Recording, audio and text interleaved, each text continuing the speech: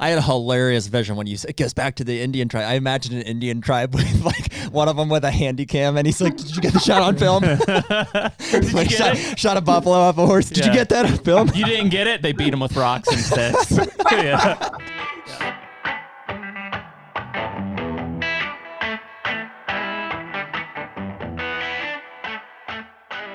The HUNTR podcast is brought to you by Deer Grow. Man, it's almost food plot season, Jared, and Deer Grow is one of those products that has really changed the way that we plant food plots and the success we've seen from them. No doubt. I've been, trying to plant food plots my entire whitetail hunting career, which is a little shorter than yours. But the minute that I started, or that I realized that I could get Deer Grow back into some of these remote plots where I couldn't get lime or fertilizer, especially in the 50-pound bag, format. Mm-hmm. So everything was changed. I could get into these spots moving forward with a backpack sprayer, and that's since escalated to these 40 or 60 gallon sprayers, and we're doing upwards of 5 to 10 acre food plots just with Deer Grow and having phenomenal success. Yeah, and I mean, with the price of fertilizer, lime, diesel, everything this year, I mean, what better way to get in there and grow a successful food plot at about a third of the cost? Check out Deer Grow at deergrow.com. And we're back. Hey, on our podcast. Good morning. Good morning. Yeah, episode 123, as Nick keeps us in line. Thank you, Nick. We were just pre-podcast discussing Gunner running away again, but then coming back. He's back. I honestly couldn't count. It's in the 20 or 30 sometimes. I feel like it's almost every time I talk to you, you're like, is that my dog down there? You know what? It might sound wrong, but we're prepared for him to not come back. It's just he's run away so many times. There's been a couple times it's been at length. Yeah, like a whole day. Gone. I was going to leave this morning. If he didn't come back, it was going to have to be this evening. I hope he'd be waiting at the door. Jeez. What am I going to do? I can't just stop. Yeah. That's why I got another dog for. You got to build a fence. Yeah, a fence would help. I just... that was part of the original discussion when you bought the place, was to build a fence. Yeah, and shortly thereafter was when lumber went through the roof and building supplies, and then... Oh, yeah, because that'd be it'd cost you as much to fence that in as it would to build a house right now. What about I don't know. I have no idea. Shock collar? I have a shock collar, but it's like a remote deal. Gotcha. So if I see him running, I don't even need the shock collar. If I see him running, I can yell at him and he'll stop. Yeah. But if I don't see him, because what happens is I let him out and then I start making coffee and breakfast and stuff, and then they come back. He gets curious. Sometimes they don't. Yeah. Sometimes they don't. Yeah. Usually they do. Sometimes they don't. Sometimes they don't. Yeah. Yeah. Is it mainly you letting him out and him running away, or Margie letting him out and running away? Margie's worse. I let him out more because I'm there with him more. But she's way worse. She'll let him out and just forget. Which I've done too. I've woken up at 3 a.m. with dogs barking at my house. I'm like, whose dogs are these? What's wrong with people? They're my dogs, yeah. Come on. Daddy, we're cold. That's crazy. Well, it is... Gunner, hey, by the way, Gunner's got Lyme disease. I found Does he? Yeah. Really? Yeah. Poor guy. Had a checkup the other day, and the vet called me and said, "Yeah, he's got just the smallest trace smidge." Amount. I said, just a smidge, just like his daddy. Yeah, just a smidge. Does he not? Do you not give him frontline or whatever? I do. Really? Yeah, I don't know if it's NexGard or Interceptor. Yeah, one of those. One's for heartworm. That shit's expensive. Not from if you get it from Chewy, it's way better. Really? Like a third of the cost if you buy it at the vet. Huh. Interesting. They always ask me when I go. They're like, "Do you want to buy some more?" I was like, "I can't afford it from you guys." Yeah, it's 1 month, and I'm like, "Yeah, they're out." Sorry. I buy 6 months at a time. Yeah. That's crazy. Yeah, I mean, I was walking property yesterday, and I had 4 or 5 ticks on me. Did you? That one in Greene County. Oh yeah. Yeah. It was also 88 degrees yesterday. What the hell was that? Yeah, pretty crazy. Out of nowhere. Yeah, dude, this whole next week looks gorgeous. Just like that. It'll be a little cooler, maybe today, but Thursday, Friday of this week is the 80s again. What? Yeah. Holy cow. Yeah. Just like that. Springtime. Mm. Well, we got another guest today. Brandon McDonald from Tennessee. Did I hear earlier? Yeah, he's from Nashville area. And so some people listening to this might be familiar with Brandon, some might not. He does a ton of reviews around products, archery gear, but also, things happening in the industry. Kind of the most recent one would have been around the Bowmar reaction. piece to those guys being found guilty or pleading guilty, however you want to look at it. And, even pre-podcast, we were talking about, some of the things that are floating around the industry where, if you're accused of something, it seems like automatically the public jury hangs you, before whether the facts are out there or not. It's just like, yep, kind of knew it. Like those guys are guilty. Yeah, dude, people are so quick to just believe it, like just because something is said, like once you're accused or it's something starts circulating, like and I mentioned to Brandon that we're having Eric, and I can't remember his last name off the top of my head, but Muley Freak's coming on later today, and he's going through it right now. Yep, has been accused of trespassing, and he killed a deer while he was. And I mean, that's past accusations, right? I mean, there have been charges. Yeah, game commissioner is charging him. Well, actually, I guess I don't know if the charges are technically coming from the landowner, but like he's got all this evidence to say that he has an indisputable, like had permission and stuff. But if you go on and you Google like Muley Freak right now, everything that I'm finding is like, this guy's a piece of shit, and it's crazy, man. And even some of the stuff that, obviously things like Muley Freak and Bowmar have gotten to the, the public level of charges being filed. But think of like even just the rumor mill. Like there's a ton of that stuff in this industry that hits out there to where, you hear something or somebody says something that's probably complete bullshit, but Well, not always. It's not that rumors aren't true. I mean, it's like the conspiracy theory. Things definitely do happen. Sure. But they're just like, what is the moral compass that we use to decide what's true and what's not? We don't know half these people. Even Muley Freak, I've spoken with him a handful of times on the. You throw the Bowmars in there too. Throw our buddy Mike Lauer in there. There's all these situations where people are dealing with law enforcement, and it's like there's just like a lot of unanswered questions as they're going through the process, and even at the end of it, it seems like the facts.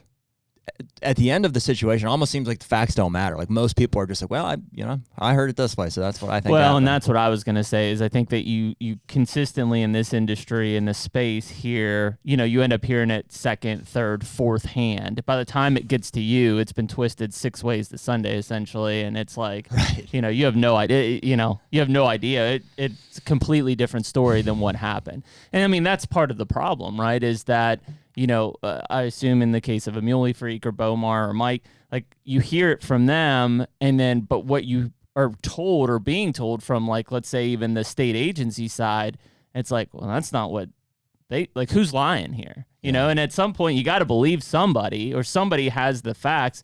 In Muley Freak's case, and we'll hear about that later, it sounds like he has the facts, in kind of what Brandon was talking about with the Bowmar side of things.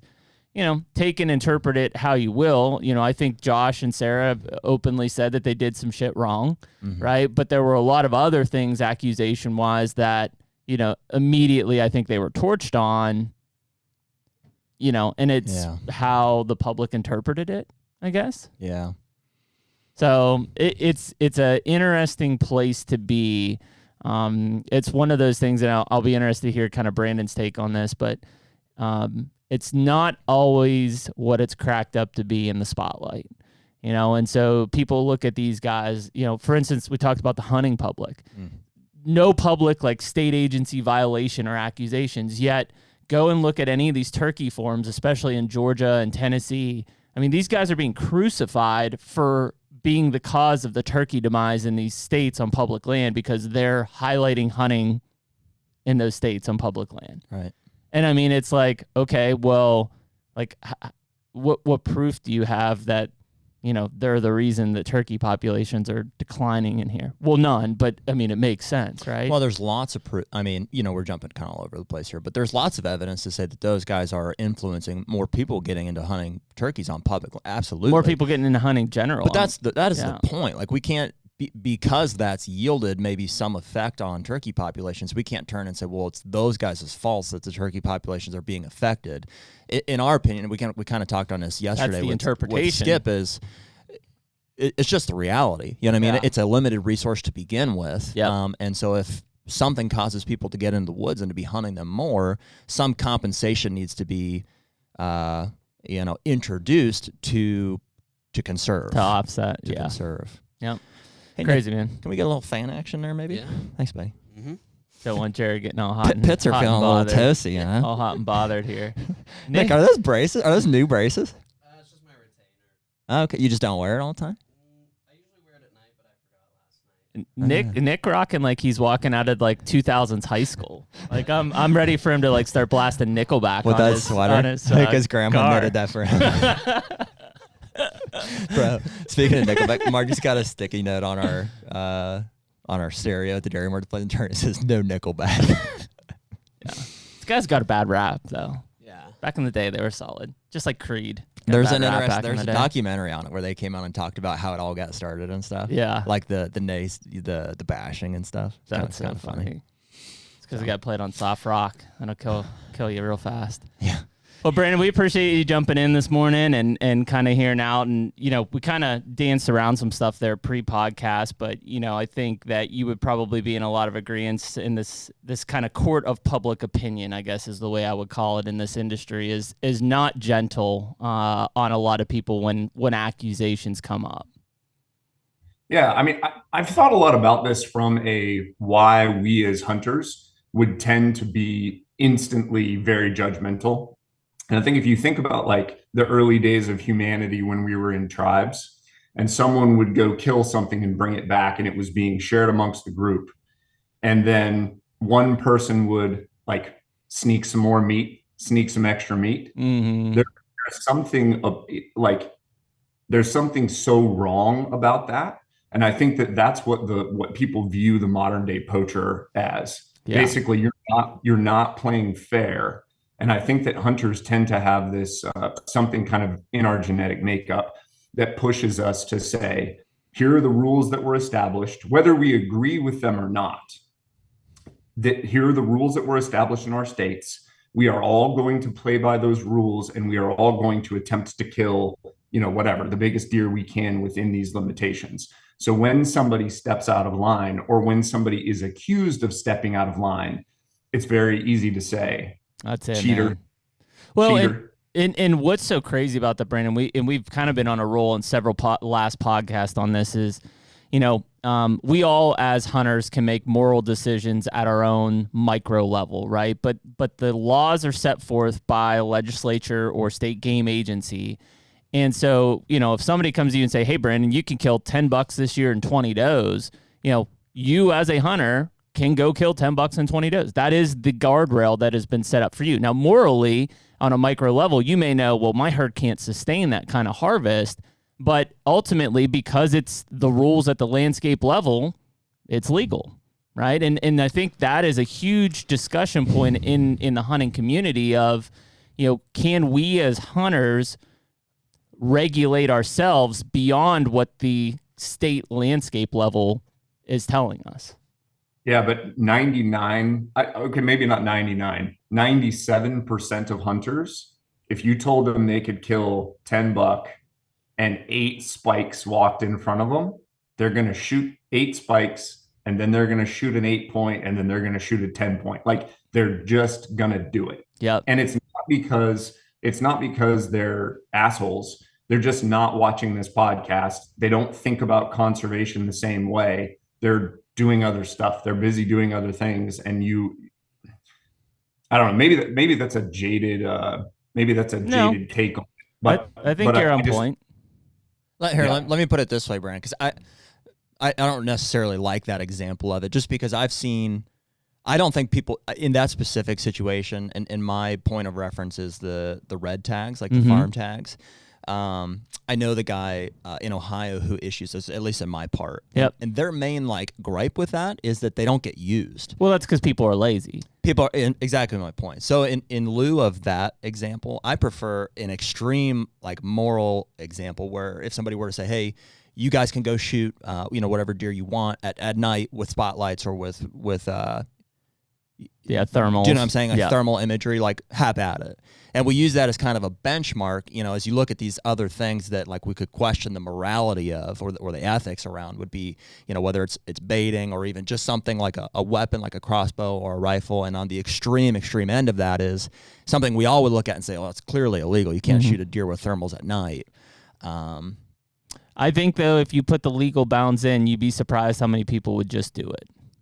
So what do you mean? Like if you said, "Hey, you can go out with a spotlight or a thermal and kill your 100%. deer," they just a lot of people would do it. Yeah, 100%. Because people want the bragging rights. People want the shortest, easiest way to get the most success possible, right? And the state feels pressure to give it to them. You know, that's why things like crossbows and so on and so forth, in certain contexts, are legal. Yep. You know, and so while it sounds, go ahead, Brandon. It still sounds like fun. Like, yeah, I know that sounds so stupid, but literally like cruising around at night with your buddies in a side-by-side looking for deer still sounds like a good time to me. Yeah. Yeah. Like whether or not it's moral or ethical, beyond the like point. Now, now we're going to parse this thing into the ethics of, is it ethical for me to shoot a pointy stick at an animal when I've got, a 50 BMG that's significantly more lethal. Yeah. So yeah, I don't know. It's a fascinating conversation, but I think it still just goes back to a bunch of people sitting around a fire eating meat, and you see one dude sneak more meat. You're right, man. It's as primal as that. Those are the guidelines that have been set forth of, quote unquote cheating is, who is the first guy to sneak an extra piece of meat, or, who is the X person to hide, 2 extra pieces of corn under whatever, their buckskin, and eat it in the corner. I feel like we're maybe a little more gentle than the tribe would have been back in the day. The tribe would have beat you with rocks for sure. Yeah. Because if you're sneaking food, you're literally taking it out of the mouths of the other people, and it's a limited resource. So that's why the approach. When I posted the Bowmar video, I asked I posted on Instagram the thumbnail, and I asked what should have been the punishment for them. And I had multiple people message me, they should be put to death. Holy shit. Multiple people. I was like, what are you talking about? But they truly believe, like, no, you do this, and you die. Yeah. Wow. And I mean, on obviously the extreme end, but if you think about it kind of on the same plane, back in the tribal days, you took a meat that was a limited resource. I mean, so is our wildlife. I mean, that's why we can't have, people will immediately jump on and say, well, I don't want more government influence. I don't want this. Conservation has to have boundaries and rules. Has to, right? Otherwise, the limited resource is gone without that stuff. So you may not be in favor of more government, but in terms of conservation, the laws and regulations in place are what are going to continue to allow conservation to thrive, basically. Right. So, but it's a limited resource. It isn't that much different than, hey, we had a limited amount of food. You ate more than your ration was supposed to be. We're going to beat you with rocks and sticks. Straight to jail. Yeah. Brandon, can you, because we know a little bit about it, but I think, per your reaction video, you probably maybe studied or are a little more privy to. Can you just give us your take on what happened with the Bowmars? So I'll say this. I looked into it a bit. I should have made notes if I was going to really want to dig in, but here's my understanding. Well, no pressure. We're not going to hold you to, go ahead. No, it's fine, because the problem with Josh's reaction going on Kafaru Cast was he seemed so flippant. And he didn't. So I don't have to defend myself right now because I'm not accused of something. So I can say, hey guys, I'm just jumping on the HUNTR podcast, and we're going to kind of break this down a little bit. Josh was trying to defend himself in the public court. Yeah. So to me, what that means is you must make sure that you have researched basically the entirety of your case, and that you can break that thing down into little pieces to explain to the public why you did what you did in every instance. And maybe to have talked to Sarah, his wife, who's very intelligent, to say, how does this response sound? Right. And basically what you're doing like a prep PR thing. So here's my understanding. They had poaching charges. They had a lot of gear and stuff confiscated from them. And then this is the overarching thing. They pled down. So the prosecutor allowed them to essentially say, hey, we're not going to go after this charge. We're going to allow you to plead down to a lower charge in order for this to just be done and go away. And they paid a huge fine, like a 6-figure fine. And they had to give up some of the deer that they had taken. I'm not sure if they had to give up any of their gear, but I think Fish and Game took a bunch of his camera gear. I think they had a truck. Like they had a lot of stuff. They had bows. So the reason I made my reaction video was because I think the Bowmars are really easy people to hate. Sure. Right. The reason they are is because, like, Josh is this big jack monster. They make a crap ton of money. Like, they'll post themselves on these amazing exotic trips to Africa, shooting all this big game and stuff like that. Like, I have some jealousy when I look at their Instagram. So to me, that there's, I don't know why they're easy people to hate, and I don't know why that is, because I think that's it is a little bit of jealousy, I think, from the outside public looking in. But I'll even say there are things that, and this is kind of during and prior to what happened in Nebraska, is, you know, let's take Josh and point. What, in the last 5 years he's killed 200-inch deer on his farm. You know, we would be lying, right? We're a transparent. We'd be lying if there aren't people out there saying, "Hey, that's a bit suspicious." And I don't know if that's 100% true. Is it all 5 on the same farm? I want to make sure we get our facts straight on that. I don't know if I don't think that is correct. Well, one was in Ohio, but the other ones were in Iowa. Yeah. I don't know whatever farms. it was highly statistically improbable. Well, but let's even say last year he killed. You know, and if he's going to credit that to like mosquito traps on his farm, that's where you're like, yeah, okay, he killed 2 over 200 last year on the same farm. I'm almost 100% sure of that. Like the odds of it, and one of those was with a homemade longbow at like point blank. Yeah, and not that that's 100% impossible, but I mean, we know quite a few of them. You know, ask some other guys that have killed 200-inch deer and how far and wide they've had to search for each one. The chances of that happening on the same year on one farm is like, I don't think it's ever happened. That's where I'm saying, I think, Brandon, to your point about him being easy to hate, there's all this stuff happening in Nebraska. Meanwhile, people are looking in Iowa and saying, dude, this guy's killing a lot of 200-inch deer. And, you know, and it's not necessarily because of him, but again, the rumor mill from other people is, you know, who's released wild deer or captive deer into the wild, whether it's pregnant does or they release the buck or whatever. Like, all of a sudden, this is the stuff that really starts to mound in the public opinion against you. Okay, so let's say they have essentially high fenced their ranch, and then they'll release a couple of 200-inch deer every year. So he's doing something unethical by saying that he's shooting free range 200-inch buck. Yeah. But if we go too far into this, they're going to sue us. Yeah, right. This is all speculative, right? I mean, exactly. We're just making stuff. We don't know anything. We're just talking shit. No. Of course. We're just speculating. So let's say they high fenced in the entire thing, and then he's shooting 200-inch deer and saying, like, these are free range. Look at the amazing job that I've been doing all year long, creating these bedding areas and creating these food plots. Okay. So that's one thing. It's not illegal, but you look like a dick. For sure you're a dick. But it's not illegal. I mean, you just lied. No. Yeah. So number 2, let's say he's paying $30,000 for other farm owners, other ranch owners to call him and say, hey, if you want, look at this guy. I got this guy, and I'll charge you $30,000 so that you can come hunt this place. And I don't care if you call it your own ranch.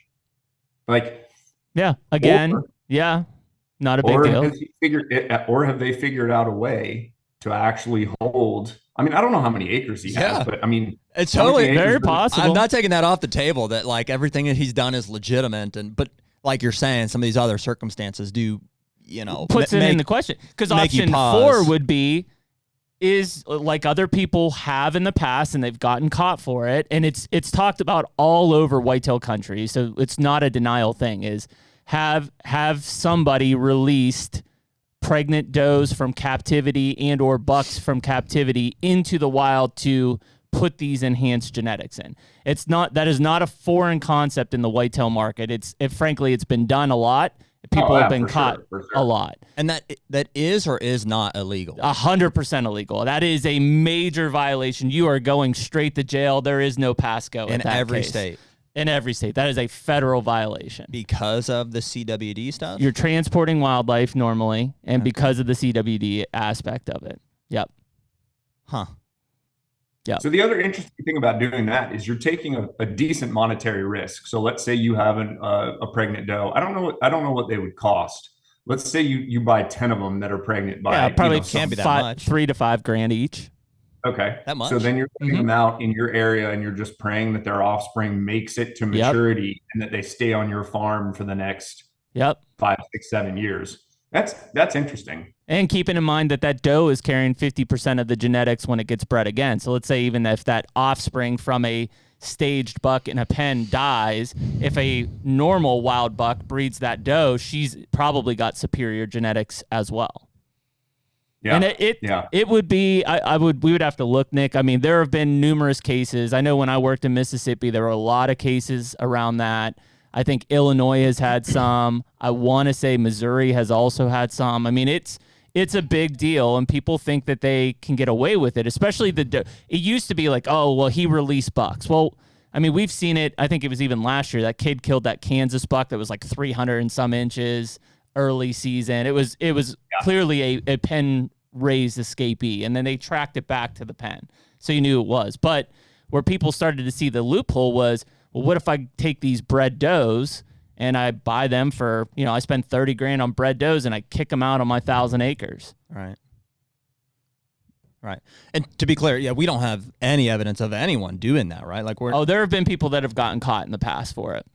100%. Yeah. But not that we know. Not like people that we're talking about. Not about the Bowmars. Right. We're just speculating on, again, going back to the ethics of like cheating. Is this fair? I don't know.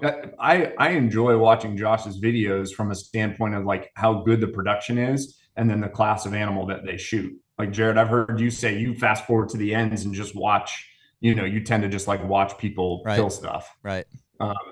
I enjoy, I watched their crocodile video that they posted last, a few weeks ago of Sarah arrowing this freaking 14-foot monster, African crocodile. Yeah.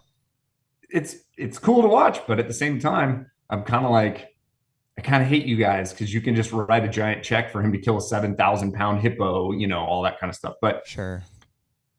Yeah, I don't know. I mean, obviously, if they're doing stuff that's illegal, they should be punished for it. So let's go back to just briefly talk about their actual case, and I'll relate it to something in my personal life. So I was an owner in a property management company, and we were accused of racism by a tenant who had moved in, and then there was some maintenance issues, and they didn't like the way we handled it. So they sued us under the guise of basically we were being racist. So automatically there's these lights going off in the community of, oh my gosh, these people are racist. Yeah. Because that's a nasty allegation. Right. And so as we got into it, we won the lawsuit. And then this person went to, there's a department in the state of Tennessee that essentially has, oh man, I wish I could remember the name of it. It's some kind of like equity bullshit type department, but it's a state department. And essentially she went in there and they came to us and said, hey, we need to look at all your maintenance records and all your leases for the last 5 years to make sure that you're not doing anything sketchy, or you can give this lady her deposit and her first month's rent back. Mm-hmm. And we were like, okay, so we can spend how much of our employees' time to dig through this entire, like we had all the files, all that stuff's in line, or we can just write a $3,000 check and be done with it. So that's what we did. Did we admit guilt? Hell no. Right. Of course. And none of this had to do with racism. And every one of us was so pissed off that we felt like we had to do that. But when we looked at the weight of the potential, like the potential time it was going to take our employees and the potential damage to the company, if they said, hey, we see this trend, this is really interesting, this is really bad, right, we're going to need more information, we need to start talking to some other people. Like we just said, we'll write a $3,000 yeah, we'll check nip it now. Mm-hmm. Yep. But I mean that, in that case, there are probably people that said, well, what are they covering up? you know, or Absolutely. why would they admit that? Yep. And no, we didn't admit anything. That's the other thing, is we had them write something up stating that the reason we did this was we literally had our attorneys write up a 1-page document basically saying under no circumstances are we admitting to any amount of racism or anything. Like, it was a very detailed document basically explaining why we were doing what we were doing. And we made the person that had sued us sign it. And still, like, you can sense the passion. It still pisses me off. Sure. So much. So that's what I wonder about within like the Bowmar case. If they were offered the plea and the prosecutor just said, listen, we're going to go ahead and give you this plea deal. And we want a couple of things from you. For Josh and them to write a 6-figure check, they go, yeah, it's a 6-figure check. Like that sucks. I don't want to do it, but I can just write that check. To most people, we go, I think it was $120,000. We go, holy shit, $120,000 check. But to them, they probably were just like, yeah, I mean, I'll just no brainer. Yeah, do it. So it is interesting though, man, because you get in that. I was trying to think of another like kind of real world situation, but there have been several to where, let's say guy goes through or lady goes through a whole court case, drug through the mud. At the end of it is found not guilty, but the public opinion aspect of it has been like, holy shit, like, do you ever recover from that is what it comes down to. Yeah. Certainly takes a toll, man.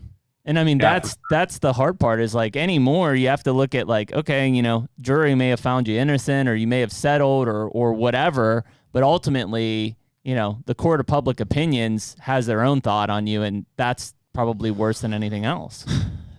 Not to like overestimate like our judge of character or like ability to like to read people, but like it seems like such a major production, to go through all the steps of a court hearing, and it can take years of investigation and all this. Like, it seems like if you just talk to somebody, like we've reached out to Josh. We tried to get him on the podcast to like talk about it. I thought the Kafaru podcast was frankly a terrible platform for him to go on and do that. What's that guy's name? Aaron Schneider? Yeah. Aaron Schneider, yeah. Yes, it seems like a nice enough guy, but I mean, not at all the person that I would want to like help me represent my innocence like in this case. Like, first of all, it's not really even the right demographic. I think Aaron's, really more on like the sheep and extreme Western stuff. This is like a Nebraska, like Western Midwestern case. But I think Aaron's a big bow hunter, and so I would assume that there's the parallels there. And I think that he and Josh are friends. Yeah. Aaron tried his best to save Josh a bunch of times too, like to really help him. There was multiple times in that podcast where Aaron would slow him down and make him try to clarify something. I know. But how much do you then judge a person for being like, yeah, you're not good at speaking. You're not good at defending yourself. Well, you don't have to be good at speaking though to just tell the truth. Like, I mean, before I watched the Aaron Schneider thing, I watched your recap of it, and I was like, oh, that's interesting. And then I watched the full podcast, and I was like, he didn't tell us anything. Like, did you do it or not, dude? Did you watch Josh's Instagram stories? Yeah. Yeah. I didn't really get anything from that either. Well, I mean, here's where I look at it. He kind of would default to like, well, this is what we ended up having to do. It's a fine line, but like I felt like he was so like, hey, this isn't a big deal, that to your point, Brandon, he didn't prep for anything. Right. He was like, this isn't a big deal. So like, I'm just going to talk about it. Well, and I can relate though. Like I'm not a big prepper either, but you have to be fully transparent. If you're going to go in and wing it, you have to go in and like, and be truthful, and I think that does shine through. I'm sure there's some things that his lawyer said he can't say anymore. Like per whatever happened in the case, it's like, hey, don't talk about this stuff, Yeah, that's an interesting one. I mean, I've seen convicted felons go on different podcasts and like convicted of some gnarly stuff. They serve their sentence and then they're able to go out afterwards and talk about it completely. I did find that suspicious as well. like, to me, I would have explained exactly what was happening, the exact scenario. I'm sitting in my stand and I see a dude dump corn out 200 yards away. Yeah. I don't have a shot at that. That, you know, I can't, obviously I'm using a bow. I'm not making a 200-yard shot, but that's what I was seeing. And I should have said, I'm out. I'm out. This is illegal. I'm out. I'm not doing that. But I agree. He wasn't super clear on that. I think the other, like, him talking about giving the state the small deer. Dude, that rubbed me the wrong way. Really bad. That was the stupidest. Like, why would you say that? Why would you not say the state was forcing us to give stuff up? So we picked things that meant a ton to us. Yeah, but we still gave the state these things, and everybody would understand why. Instead, it was, I don't give a shit about this. Like, why would I want it anyways? So take it. Like, I don't care. And it's like, well, dude, why did you go out and shoot all these deer then? Like, what? Like, I mean, complete zero appreciation for the animal itself, which is just a huge, that's a huge flag in my book. That's why he's an easy guy to hate too, because it appears that the respect that a lot of people have for these animals that he didn't have. No. Yeah. Well, you said it in that moment. I think you opened your recap of the video with, he comes off as a douchebag, and you said you're guilty of it. And dude, I'm certainly guilty of it. You know what I mean? I agree a lot with your analysis of the things that drive us to do great things. You know, we're ambitious. You know, that comes with ego. You know, hunting itself. You know, to want to think that we have the gumption to be able to put everything into what it takes to harvest a mature, potentially high scoring deer. Like, that takes ego, right? And that can get. That can get twisted all sorts of ways and perceived different ways. So I mean, but I agree. They do, and so when I watch it, I'm like, this guy's a douchebag. Well, and what I don't, but it's not that simple either. You know what I mean? Because what I don't understand is if you watch that guy talk about hunting and management, he's obsessed. As passionate as anybody else that I've ever heard talk about it. Right. But the moment you tell me that you basically gave two shits about the deer that you killed, and you didn't care that the state was taking them, it's like, well, dude, I don't care if it was a basket 8. Like, I would have fought tooth and nail for a reason. I can give some grace there because, and again, there was lots of conversations, and so I just cut bits and pieces of it, but I got the sense that he was so over the situation, like the court case situation. Yeah, it was tainted. That he's just like, I don't want any part of it. I didn't necessarily know that he put up a fight to keep the bigger deer and lose. I didn't hear about that. He basically just said he didn't care about the deer, some of the deer that he killed. Like, he was just like, yeah, whatever. It was just a very flippant response. Yeah. That, again, had they practiced ahead of time, they would have said, we wanted everything back because it was super important for us to get the truck, and the 140 buck was as important to us as the truck. We wanted everything back because we wanted everybody to know that we did not poach. Yeah, and that's the big thing there, right? I mean, it's basically saying, because if you put up a fight there, right, it's like anytime in the real world you watch a case like the Murdoch case that was just in South Carolina. Like, if you didn't do it, when they say you're guilty, you freaking lose your mind. Because you're so outraged at the fact that this possibly could happen and be guilty. Instead, you say you're not guilty and you have zero reaction when they tell you that you're guilty. It's like, well, clearly, you're in a state of shock? No, dude, you would lose your mind. If somebody just said, we're going to take the rest of your life away because you did this, and you absolutely did not do it, you would lose your mind. It's the same with the testimony stuff. It's like, listen, man, if I didn't do it and my life's on the line, I for sure am going to sit my ass up there and testify. Because I better have one last crack at this thing to tell everybody that I didn't do it.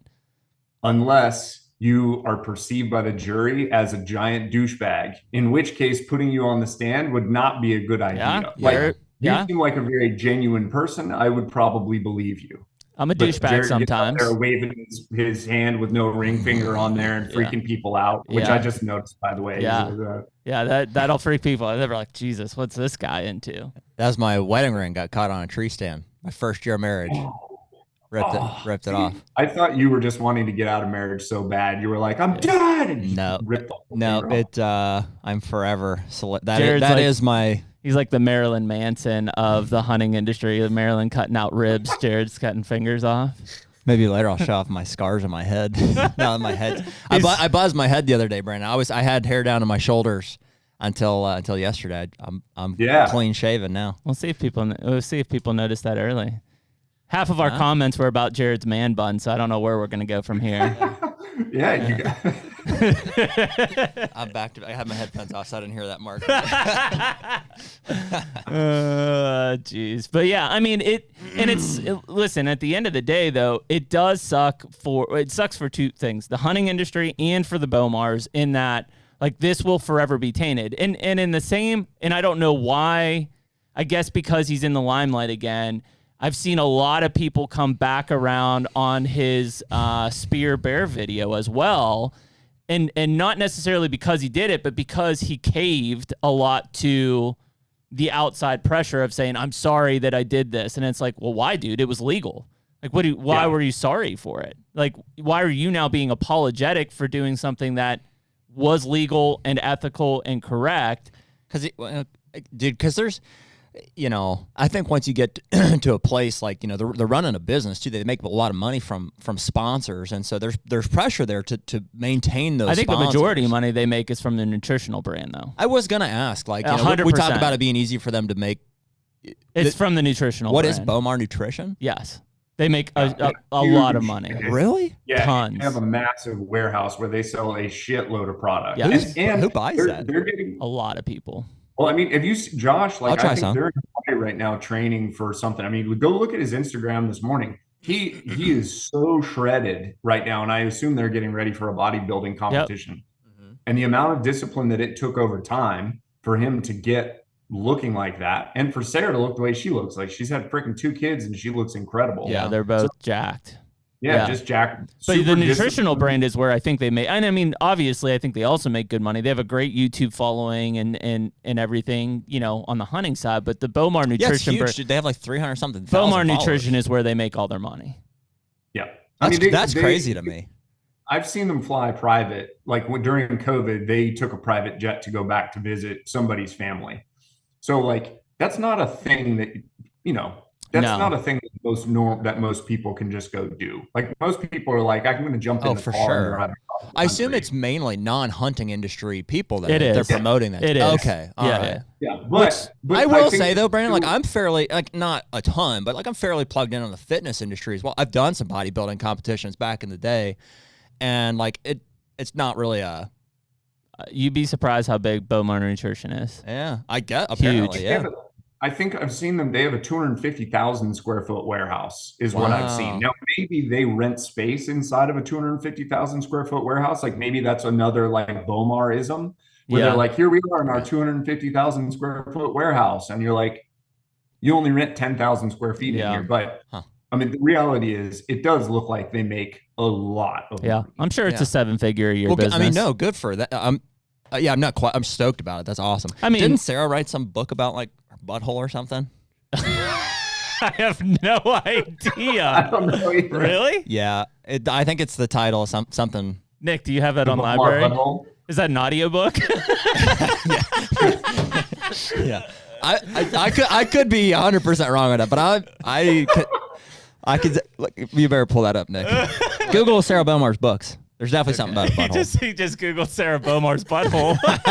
Yeah, you better use your own computer for that. I mean, the fortunate thing for them is, and this is the case for what I would say 90% of the public figures, is they don't make their money in hunting. They make their money elsewhere. Yeah. Not saying that there aren't successful people in hunting like Waddell. You don't think they're selling $1 million in nose buttons? No.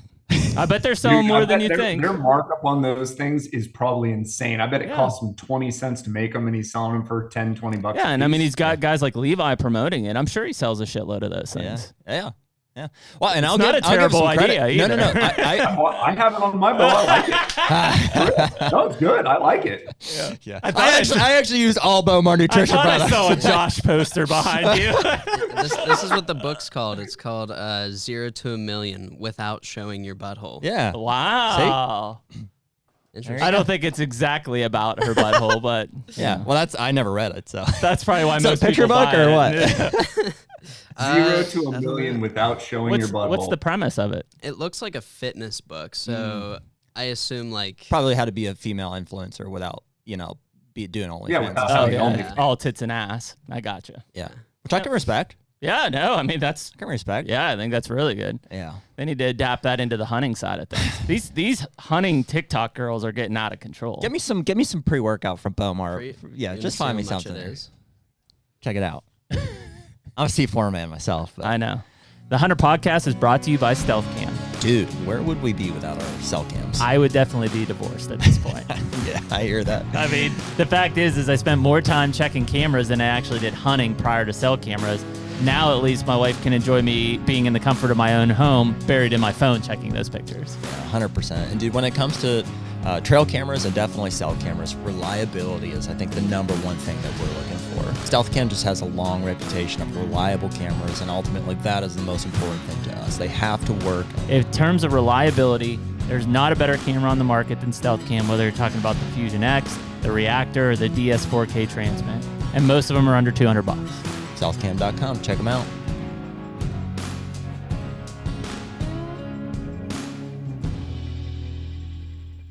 Dude, back to like the whole, why it's a bummer of a situation is that, like, regardless of, I think, our feelings about the Bowmars, their personalities and stuff, like, they are, we mentioned their following. They got whatever 300,000 some followers. They undoubtedly have a lot of influence over the hunting industry. Yep.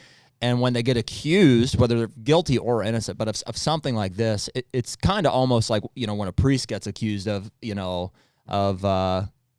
diddling kids or something. It's like everybody loves to jump on that situation. And unfortunately, there are cases where it's true. And that doesn't mean that every time it's true, but it's like it creates there's a taint, there's a, something that's put onto the entire industry because of that situation.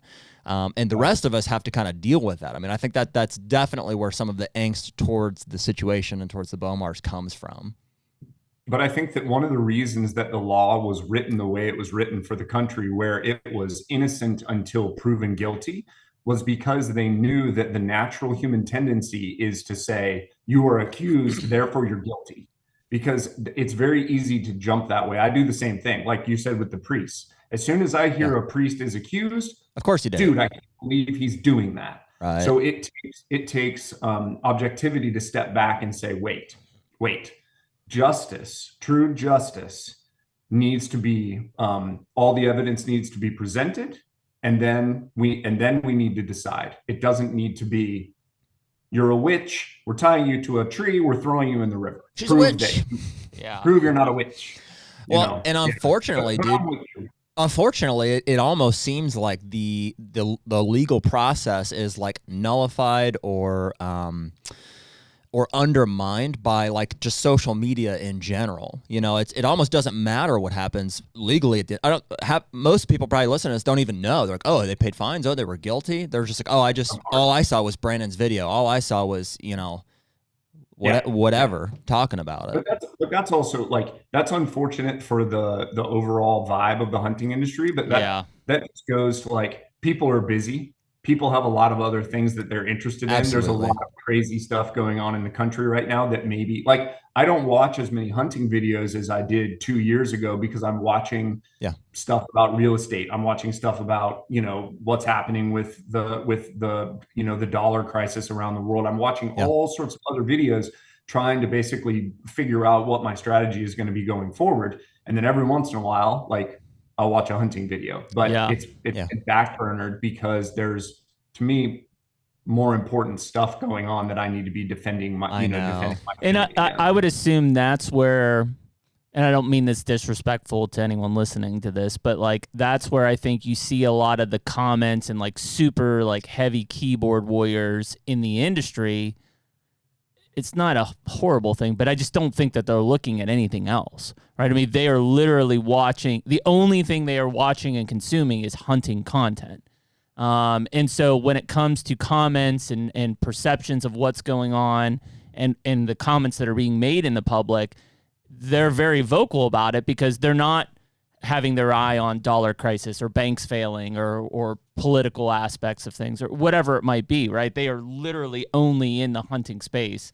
And a lot of these guys frankly have time to do that stuff. Whereas, if you're an entrepreneur, you've got multiple revenue sources and you've got a family, like ultimately you don't, like, I don't have time to sit there and comment on hardly anything else besides you're doing something with your life. I think it's, well, I mean, I wasn't putting it that way, but I think it's more the latter than the former, honestly. I don't think it's that these people are only watching hunting videos. I just think it's that they're just not doing anything else. Yeah. You know what I mean? It's like, maybe they, not that they're unemployed, but whatever. They're just, our time, at least I speak for you and I, and I think, Brandon, you're kind of in the same vein here. Nick, I don't know so much, but I'm just kidding. Nick's downloading the new Nickelback album. We're spending like literally 100% of our time trying to better our own lives, or the lives of people around us, whether it's growing businesses or investing into relationships, friends and families, like, the fitness element, a lot of people aren't doing that. You know what I mean? Maybe they have a 9 to 5 or whatever their occupation is, but the rest of the time, it's just screen time, just mindless screen time, mindless, keyboarding away. And like, that is a lot of people. And that's where my attitude towards, like, and maybe it's too broad of an opinion, but like, if you've taken the time to comment on a video, like I immediately am like, what are you doing? Like, why you have time to comment on a video? And there's some good comments. There are some good things that can come from that. But when that digresses or to purely negative comments, especially long ones, it's like, what are you doing? Like, dude, how do you have the time? Who cares? Like, why are you writing this? Yeah. Well, and I mean, that's honestly why I dismiss it completely. It's not real to me. Like, somebody could write a 5-page essay about how I'm a piece of shit. It's not real to me. I'm just like, okay, it doesn't exist. Yeah. Well, and I mean, I think that's where, like, you look at guys and girls like Josh and Sarah, and I have some respect for them because they are entrepreneurs. They have built these two brands and these businesses that are very successful, and I don't know that this will necessarily negatively affect the Bowmar archery side. I would assume that it would in some cases, but I would assume that there's also enough of a clique around Bowmar archery that those people are going to be like, we'll support Josh and Sarah no matter what. Well, there's a lot of, I don't know, man. I really don't think there's any such thing as bad publicity. When was the first time you ever heard about the Bowmars? This is when they speared that bear. Yeah. You're like, who's these guys? They're like, oh, they're in all this trouble. Oh, Under Armour dumped them.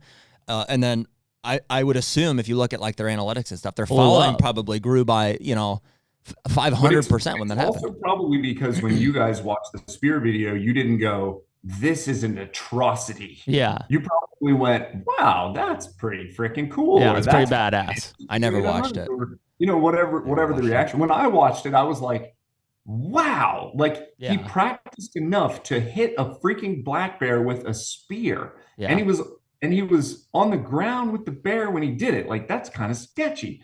So I don't know, for me, I didn't even think morally or ethically, like, I shoot tiny razor blades through animals with a stick and a string. Like, again, we're going back to, if we're going to argue ethics, he's throwing a spear with a freaking, 14-inch blade. It looks like a damn sword on the front of that thing. Mm-hmm. Yeah. No, I agree that I think that overall the bad publicity is probably still publicity. Their channel still grows. They probably get a ton of crappy comments, and yet Google ad revenue. Yeah, it's going to blow up. I mean, it's all going to be part of the algorithm. Yeah, and here we are talking about, dude, that $100,000 that you pay in fines, you look at that as an investment for, like, the views the views to come. Yeah, I mean, it created buzz around good it. For them. Great. And it will. And fortunately for them is, I would assume the majority of Bowmar Nutrition is completely blind to whatever Bowmar Archery does, right? They're just, the customer on that end is completely just, not paying attention to it.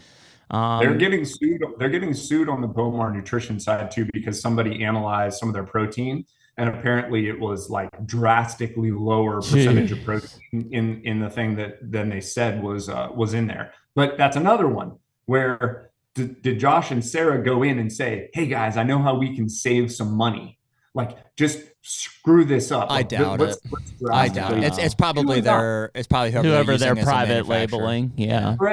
Correct. And the question is, did those people do it, or was it just some jackass that was throwing everything in the mixer that day, just had a rough weekend, was hungover on a Monday morning and threw the mix in, and the people who grabbed the test just happened to, to grab that back. Well, dude, I don't know. People get mixed up with bad people all the time, unintentionally, and you tolerate some levels of it. I think the Nebraska guide thing could potentially be an example of that. This protein percentage thing could possibly, you don't always know 100%. Yeah, they do start to add up and point in a direction where, again, they may be great people, and I do think that they're really passionate about whitetail management, and I love that about them. But the things start to lean against them to where even if they're like all of these things go out the window from a lawsuit standpoint, the public opinion is going to be like, damn, man, what's next for these guys? You just because it just starts to add up, right? Too many coincidences. Let's put it that way.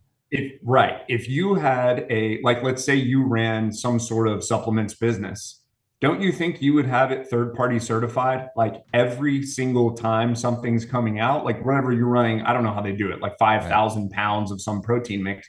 Don't you think that you would just say, because you'd want the marketing, like, third-party certified, sure. Third-party certified, whatever, the mix is correct. Yeah, I don't know. You'd think. Yeah. I would think for me that I would want to do that. Like, I would want to make I would think for them, like, because of how in tune to the nutrition and bodybuilding aspect that they are, like, wouldn't you want to know exactly what your body is intaking? So if it's your product, I feel like you would have done or issued a third-party test to make sure, like, hey, I'm getting 20 grams of protein per 8 ounces or whatever it is, because I'm going to be personally using it and I care about my fitness greatly. Now it's like, well, if you're so in tune with your fitness, you didn't even test your own shit. He's like, oh, me? No, I don't use it. Yeah. No, I would never. Which, I mean, let's be honest. Like, there's probably quite a few people that have their own brand of stuff that they're like, I wouldn't trust that shit, Yeah. And that's just, you that's guys, how it is. have you met anybody in the hunting industry that's endorsed by like a broadhead company that they don't use the broadheads when they go hunt? Absolutely. Yeah.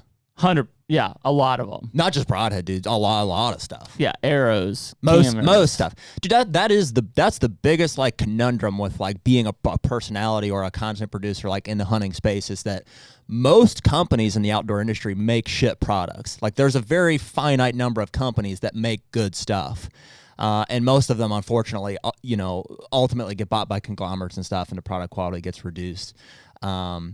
But that's the reality that you have to face. Ask somebody, a veteran like a Michael Waddell, like, dude, be honest, be real with me. Sharing a glass of bourbon over, like, it's your final days here. How many products did you use over the course of your career that like you legitimately believed were the best thing out there? It would be less than 10%. I can almost guarantee you. For sure, because they're probably going to make the call to somebody and say, hey, you're the best, whatever. You're the best broadhead out here. I would love to shoot you guys, but I'm going to need the heads, and I'm going to need a check for 10 grand a year to shoot you. And they're going to go, and then he's going to go shoot Schwacker. Well, and here's the thing, though. It's not their fault. I don't hold guys like Michael accountable for that. Yeah, it's so backwards that like those personalities have to pay to get their content on the outdoor channel. That's the time frame I'm talking about here. And they need to bring in revenue from sponsors, so the business model is such that they have to fold to whoever's willing to pay them money, which in a lot of cases aren't the people who's making the best products. Yep. Yeah. That's pretty gross though. It's disgusting. I don't have any sponsors. I don't have any endorsements. Like one of the reasons that I've stayed away from it, and I'm not saying that I wouldn't ever, is like my channel is still small enough that if a company were to say, hey, we want you to, like, we'll send you free broad. I get people asking to send me free stuff all the time. And I'm like, yeah, but even if you send me something for free, I'm still going to honestly review the thing. Yeah. There's only been one product that somebody sent me and I was like, this is so shit. I can't do this. Like, here's the feedback I'll give you to improve this thing. Please go do that and send me version 2. Because I don't want to just blow people up inside the archery. I want people to be innovative and to do stuff. And I'm also not like, it's not like I'm some definitive tester of gear. So that's the other thing is like, I may make mistakes and I don't want to burn people up, but I can't imagine like if I knew a broadhead or an arrow or a bow company wasn't the one that I really wanted to shoot, I can't really imagine going in front of people and saying like, this is the best thing. This is the best. Well, and there is a way that you can like, I don't know, increase your innocence or you know, that's a weird way you guys do it all the time with Hoyt. You guys act like Hoyt's the best thing. Yeah. It's shit. Yeah. So bad. What are you shooting? I'm just totally messing. I know. I have my Matthews next to my Prime, next to my Hoyt right now. Yeah. So I bought 4 different manufacturers last year. Yeah. I haven't bought anything for this year because I got tired of like setting up bows. Oh, dude, I hate changing bows every year. Yeah. There's nothing worse. Yeah. Well, I just got back from New Zealand and I took the Matthews V3X 33. So last year's version, you know, not as quiet as the Phase 4, but yeah. We have fun with the Hoyt thing because like, and I don't. You could probably find footage of me saying, "Oh, it is the best," but like, I don't know. Ultimately, it does come down to opinion. And for us with the bow thing, like we recognize that it's like a very similar situation to the Hoyt Chevy, or I'm sorry, the like a Ford Chevy. You know, the truck brands. Everybody likes to jump on a bandwagon, and so like we have fun with it from that regard, and we really do enjoy the Hoyt bows. But we also have shot primes in the past. I've shot a Matthews in the past. You know, don't crucify me for that. I shot a Matthews Adrenaline for a long time. Sure. Long time. Yeah. You know, and it's the same thing with like we do have a small handful of other sponsors. Like Muddy is a sponsor of ours, Stealth Cam, and those are through some close personal connections that we have. And I can't say definitively, like also from a position of like we, you know, aren't the end all say all of what is the best product. Like there's other great box blinds out there. There's other great cell cameras out there. And a lot of them we don't try. Like, because if we have enough of one brand and it's working for us, I'm not going to go and spend money and buy another brand just to try it. Yeah, for sure. Yeah. And like you guys are sitting in muddy chairs right now. Yeah. So they're obviously comfortable enough for you guys week after week to be sitting in muddy chairs. Sure. For 2 podcasts a day. Yep.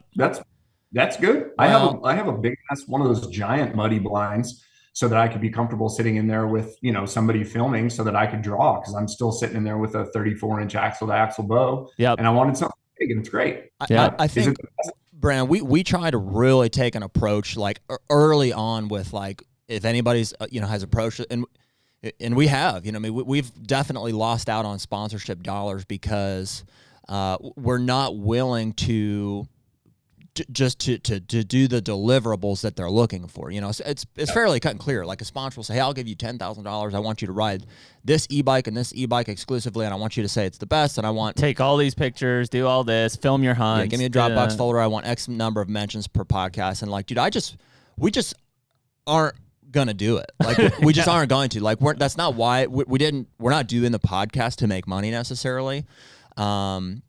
Not necessarily. Like that's not why we're doing it. Sure. You know, our mission with this thing is to, you know, to grow Jeremy and I's personal connections with like-minded people, you know, who are obsessed about bow hunting like we are.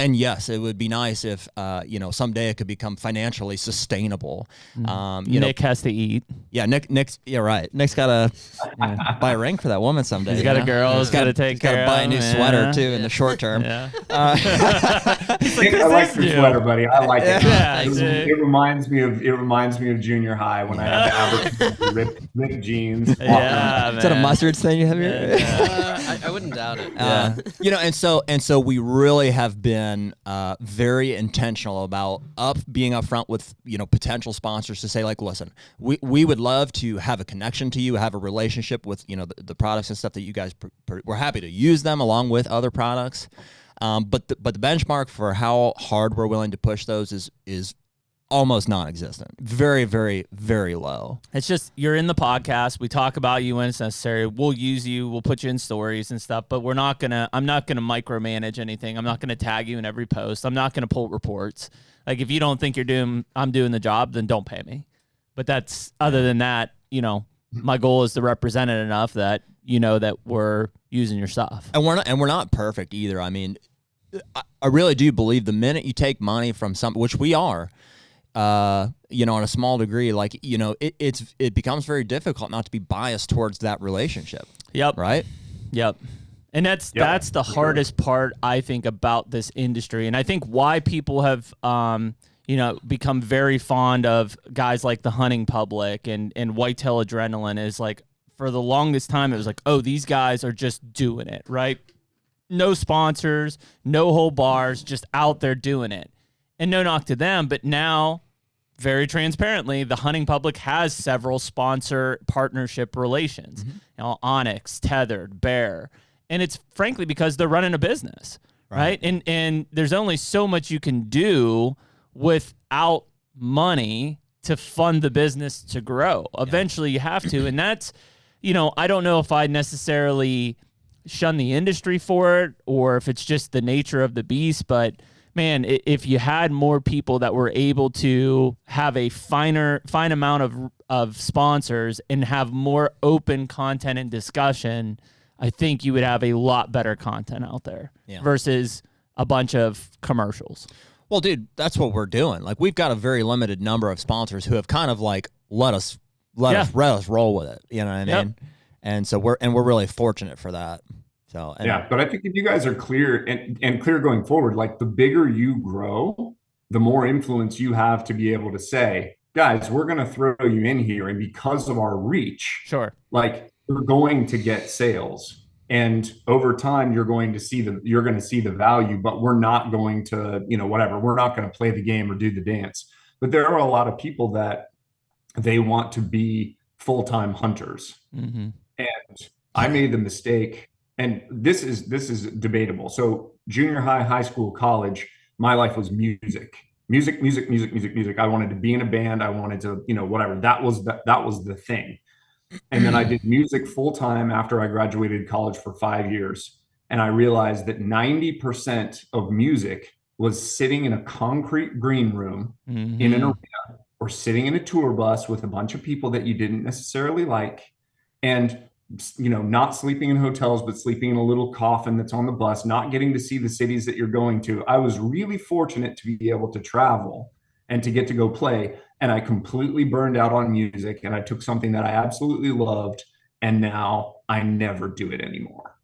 So like thinking about turning hunting into that, where I would burn out again, is constantly on my mind, which is one of the reasons, like, if I don't have any content, but I haven't put a YouTube video out in quite a while, because I haven't had anything to say. I've been doing other things. I've been focusing on editing all the footage that we got from New Zealand when we just got back from that trip. So like, I'm not pushing it. When I have things I'm interested in researching, then I'm going to share it with everybody. But I don't want to burn out, man. Dude, that's not why I started the channel. It's the exact same thing. And I think even before you reach burnout phase, the minute that you start to what's the word? We kind of started down this path. The minute that you start to try to turn hunting into, like, whether it's a business or a production, or like to do something with it, like, what's the right way to say that? It's not tainted necessarily, but it's it definitely sucks a little of the life out of why you do it. It's a different thing. Like, dude, if I had a cut and dry example, is like whatever it was, 2019, Jeremy and I had our very first mule deer hunt. We drove across the country. It was like 26-hour drive to North Dakota. Rented a small camper, and he and I both killed, respectable mule deer the second and third day with our bows on public land. And it was like the most fun, to this day, might be the most fun hunt I've ever been on. It was amazing. Contrast that to, like, the following year, we made a decision where, we're like, hey, we should film our hunts with this hunter thing. Like, we should, let's get some cameramen, and we'll make it more of a production. So we went out and redid it, went to the exact same place, plus we added a South Dakota stop in there as well. And, was like the polar opposite of a trip. Like, the whole thing was geared around trying to, like, get our cameramen to, like, to jive with them, to, like, Jeremy and I were not hunting together anymore. We had to break up because we had to, get more footage for it. And the whole thing turned into, like, how do we make a good show out of this? And I even hear that, you know, when I'm watching, you know who I heard say it the other day was Levi. Really? Levi, you know, on the Bow Life stuff. You know, even in the show, they're like, we're going to have a great show here, you know, as they're at the place hunting. And it's like, the minute your mindset is, we're going to have a great show, as opposed to, we're just so blessed to be here. Like, what an amazing experience this is. I'm having so much fun. It's over for you. Like that. And I feel really bad for those people. Like, dude, the Mike Waddell, like, of the industry, it's like, dude, I couldn't feel worse. And honestly, I've said it about the hunting public too. It's like, and who knows, maybe they'll be able to navigate out of that situation. But I feel really bad for those guys being boxed into a situation where they now have to produce content to continue with their business, as opposed to just loving hunting on public land. We've been through the cycle where, I mean, I've filmed early hunts for fun. And we cut that off real quick. Yeah. Shortly after that hunt, we're like, no. Yeah. The podcast is where we landed, dude, because we're like, how can we be a part of this community, this industry? How do we have influence without drastically negatively affecting our hunting, the thing that we love so much? Mm-hmm. The podcast was the answer. You know, it just doesn't influence the way that we hunt whatsoever.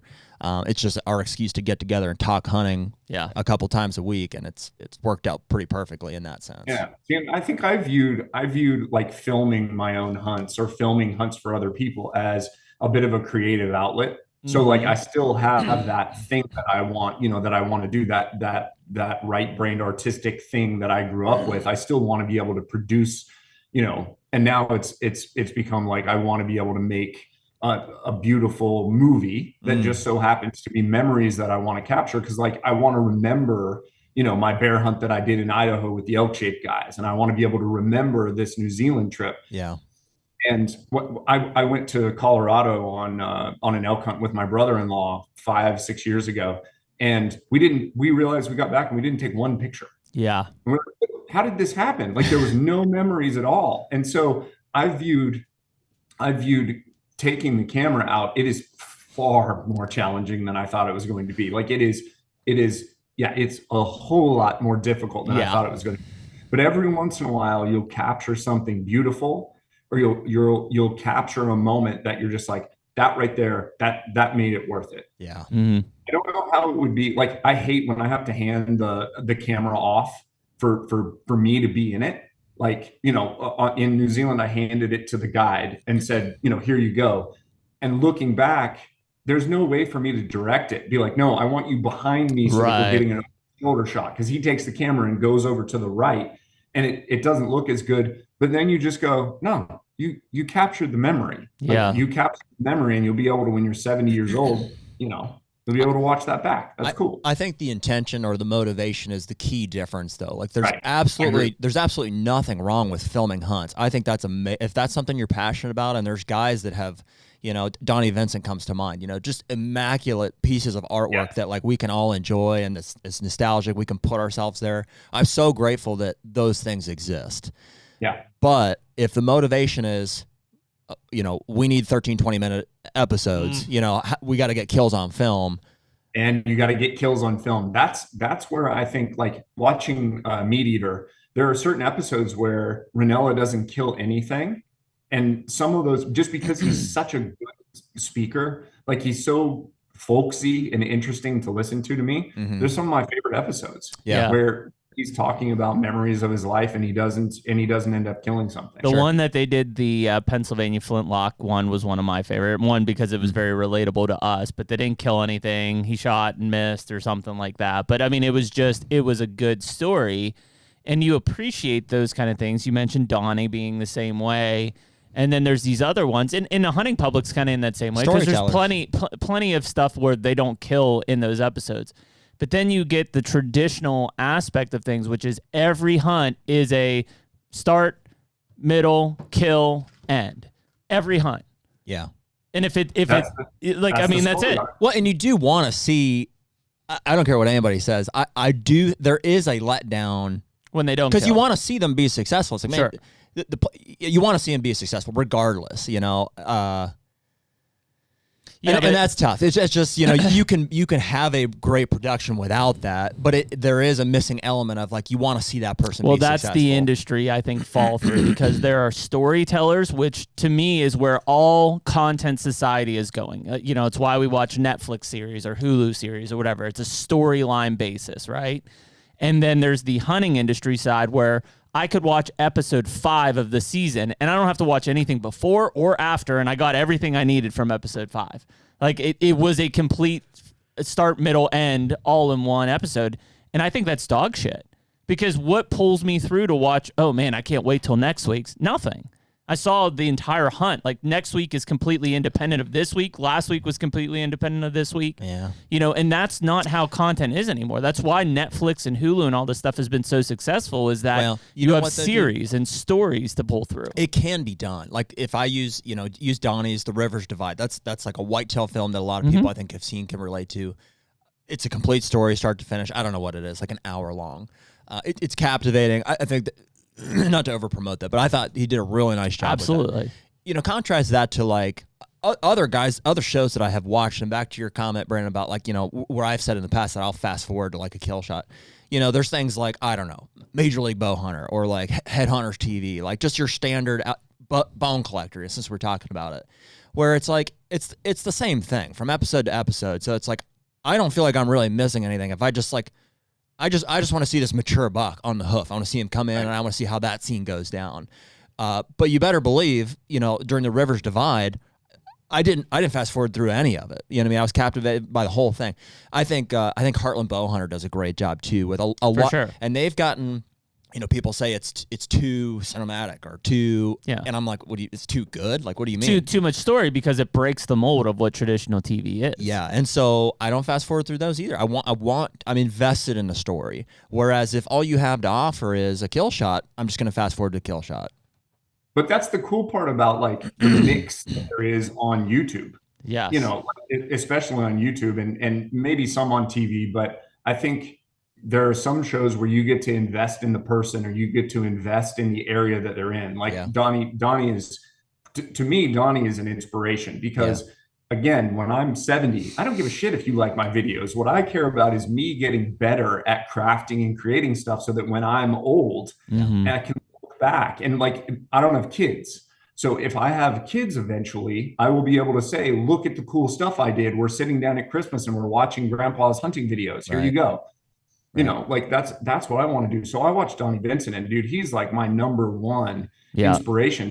Some of my videos are longer than they should be. And there's certain things that like the edit would be better if I would have cut out certain spots or it's too dramatic or whatever. And that's me being somebody who's learning a craft in front of people. Like I'm learning how to do this and putting the content out in public, but I'm not afraid of the criticism. Like I'm not afraid of people saying like, this was boring. There was no kill shot in here because I want to remember the 2 solo elk hunts that I did in Utah where I've never been so scared in my entire life. Yeah. Like I want to remember that. I want to remember that feeling because I got better the next time and I'll get better the next time and better the next time. Like, I'm trying to capture memories and I like that. I think it takes such a unique individual or group, assembly of people to produce things like, Donnie's producing, like Heartland's producing. Like it sounds like, you're these high quality cinematic like experiences. Like I said, I think like that inevitably takes away from your ability to just experience the hunt. It's almost like it's like a different thing. It's like, man, if we're going to use that Rivers Divide film as like kind of a benchmark of like an example of this, it's like, man, how, like, I just have a lot of respect for him being able to like execute that hunt and seemingly like enjoy all of it, but also produce this masterpiece of like of a film that it's like, I know that I could never do that. I couldn't pull myself away. First of all, I don't have the camera skills and all of that, but even if I did, I don't know how I could pull myself away from the hunt enough to also produce this thing at the same time. Pretty amazing. Yeah, and I think that's when we started this, I think our vision was somewhat of what Donnie was doing. We were talking about longer stories or telling the story of a month and stuff, and it does. I mean, you could do it. You're got to be willing to sacrifice some of the enjoyment of your hunt because it becomes work to lay that out creatively. Yeah. I filmed a lot of hunts solo, and it was a pain in the ass carrying all the camera equipment in and camera arms in and everything like that. And I go back and watch them, and they're by far not the most artistic productions out there, but they're cool memories to go back and relive that. And to show friends. Exactly. Absolutely. It's a different thing. Yeah. But in terms of the production, But you would get better over time. Like that's For the sure. thing. Is like people expect to like, oh, I'm going to pick up a camera and then I'm going to go into the woods and I'm going to make a film. I'm going to make a hunting film that's full raw film festival stuff. You're like, no, you don't understand. What I view it as is it drives me to more adventure. Yeah. So like the camera, especially when I'm doing something by myself, it forces me to be more thoughtful, and it actually forces me to be more in the moment, which seems really strange. My brain doesn't really get to wander what I'm thinking about in a certain moment. Like if I'm making food, like the tent's set up and I'm making food, it's okay. What if I take the camera over there and I go another 30 feet away and I switch lenses so that I'm getting something that's a little more zoomed in, and then I walk 30 feet over and I find a shed while I'm over there. I'm like, holy crap, like that's a pretty cool little thing. Yeah. And what I've found is using the camera forced me on more adventures. Like, wow, there's a rock slide right up here. I was thinking about it in Utah. I was 10 miles back from the trailhead, and I was like, this would be freaking epic to get some shots of me kind of coming down this rock slide. So let's set the camera up and then I'll work up, whatever, a quarter of a mile and start coming down. And it was the sketchiest shit I have ever done in my life. I'm 10 miles back from the trailhead and the rocks are 2,000 pounds each and they're shifting around as I'm starting to walk down. But the footage was epic. And I never would have done that had I not been filming the hunt. Yeah. Like I just wouldn't have. I bet there's stuff that you go back and watch that you don't even maybe not remember, but acknowledge like, holy shit, that was sketchy. Or like, cause in the moment you're so caught up with like just being able to do the activity, right? Or the task at hand. That's what I would see is like, I would go back and watch some of the hunts. And again, they weren't like the greatest productions, but I watched something and I was like, holy shit, I didn't even pay attention to this or that. Like if this was happening in the background, or here there was another buck in the background, I didn't even see him, whatever it was. Those are the moments that are so crazy where you're watching something back and you're like, holy crap, I didn't even see this over here. I didn't see this thing that the camera got. Yeah. Well, but I think just like we're talking about, you got to have the right perspective. Absolutely. It can't be, I want to do this because I want to be famous. Yeah, like I want to go film my hunts because I want to be famous. Which is the downfall of this industry right now. I mean, look at YouTube is amazing because there's some really cool, like I call them random type stuff. Like no offense to him, to Jason Ballou, who we found on a mule deer side in the Dakotas, makes some really cool YouTube things, and I don't think Jason does it to be famous, but he just did it because he wanted to document it and he wants to rewatch and live. Versus on the other side, I'll see some of these like, kind of shoddy productions, and it's just like, they're trying to be a Michael Waddell or a Mark and Terry Drury or Lee and Tiffany or whoever it is. And it's like, listen, guys, number one, you're not. Number two is, I don't know if you want to be. Mm-hmm. Yeah. But you know what? I want people to work through that for themselves too. So like, let's say you go make 5 episodes where you've just replicated exactly the style of whatever, the hunting public guys. You just replicated that style. Like to me, that's the same as just you learning to play a Nirvana song on the guitar. Yeah, it's a cover.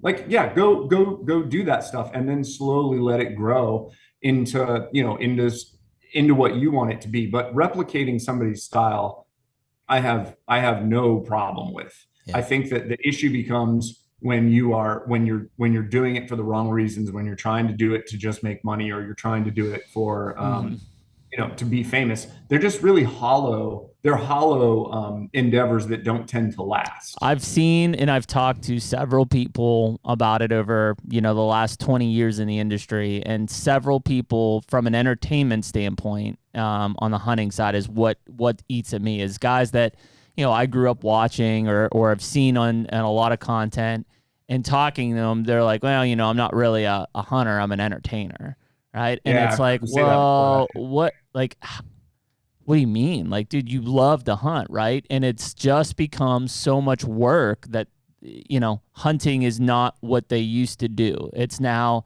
they make a TV show as an entertainer to make money. That's their business. That's how, and it's like, whew, that's where we cut it off quick, because I was like, I do not want to be that. I think there's fewer and fewer of those people. I mean, They're I fading don't quick. see a lot of. Yeah, I mean, that eventually kind of. I think just to this conversation here, like I think it requires a passion, like separate or overlapping with hunting, for filmmaking or for whatever that is, filming and producing your hunts. Like, and I had to be real with myself, and Jeremy and I both did. Is like when we tried to do both, I just was like, my level of passion for hunting is here, like can't be matched, by anything. And my level for filmmaking is like here, it's like, and we didn't do it because we're like, we want to be famous at all, right? Mm-hmm. We did it because we felt like we had experiences to share with people. We're like, dude, this is like, and it was something different. This is amazing. We want to share this with people in some way, and filming them seemed like the way to do it. And then we quickly realized, like, we hate filming our hunts. Mm-hmm. We're like, oh, takes away from this a lot. And it doesn't mean that we won't ever go back to it and do something. It's just it was a core piece of the business that we didn't want to do. We did is we realized, hey, our passion for filmmaking is here, so we can't do. Also, our skill level is here. Yeah. So we have to hire people. We have to bring people in on our team to like do that. And so now you have the element of people whose filmmaking abilities are here and their hunting passion is here. Right. And so I'm finding Old Spice in the shower, before we got hunting. And I'm like, yeah, this guy makes a great film, but like, dude, we have to be able to hunt together too, and it's very, very difficult to. Well, also you and I had hunted together in the case of when we were making the show or filming, and that's what had our passion. We were apart. We were running two separate crews basically on a hunt. So Jared and a crew were over here, I and a crew were over here, and it took away from it a lot. Yeah, it killed it. Yeah, but I mean, obviously, you guys didn't care. I think what you're seeing is it's not actually the filming of the hunt that was the problem. It was probably the people that you were there that you're now forced to hang out with. Yeah. So and maybe they're good at, like you said, they're good at filmmaking, but they're not good hunters. So it makes the hunt that much worse. Like if they're blowing out animals, that's a big problem. Right. Even John Dudley, Dudley has talked about this numerous times where he's trying to put camera people in place with him that aren't ruining things. Right. And obviously he's probably one of the biggest archery channels that there is, and he may still have a difficult time, managing camera people. Right. I think if you guys wanted to do it, let me know if you're going on a cool hunt, and I'll go tag along and I'll film, and I won't make you do anything. I'll just go film, and we'll see if we can put together something interesting. Oh, you'd have something entertaining. That's for damn sure. That's the point. I think if you do it correctly, I'm not in your way. So I was filming Sarah Gamache, the PNW huntress, and her husband while we were in New Zealand. And I would argue that she never felt like I was in the way. I never made them. There was only one time I made them do something, and it was for a picture, and it was kind of stupid. So I would argue that she never felt like I was in the way or was distracting. And I for sure didn't blow any of the shots, the shot potential that they had. Mm. So, and that's huge, man, because again, and no knock to the camera guys, but Jared and I did a lot of micromanaging as we're trying to think about the hunt. So it's like, hey, get this on film, and then we go and do we're being the director and the hunter, and that didn't work. Doesn't work. It's also, I think you're a really unique breed in that sense, even that you would offer is like, if you find somebody that's, qualified enough or has, passion enough to want to go on those hunts, very rarely do they want to be the person behind the camera. They're like, I want to go on this hunt. And at the same time, very rarely do you find somebody who's qualified enough from a camera, from a production direction standpoint, that they're like, able to keep up with you on this hunt, without, requiring guidance and all that sort of thing. Yeah. I think that this is another thing that goes back to the ancient tribes.